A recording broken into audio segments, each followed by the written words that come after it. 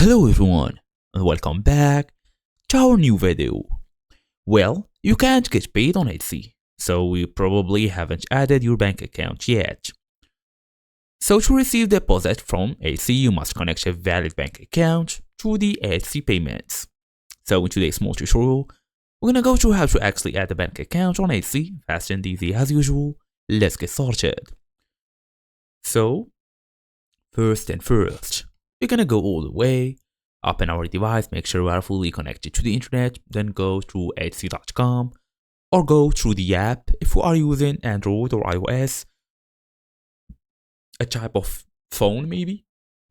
Then we're gonna go to Etsy for me, Etsy.com, tap on the link.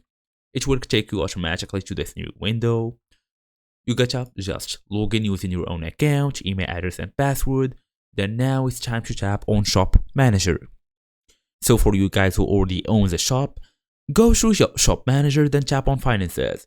Select Payment Settings, then enter Bank Details. Click Add Bank Account. Then enter your account number and required details, then confirm your information. All you're gonna do is tap on Save. You may be asked to verify your identity. It's totally fine and doable.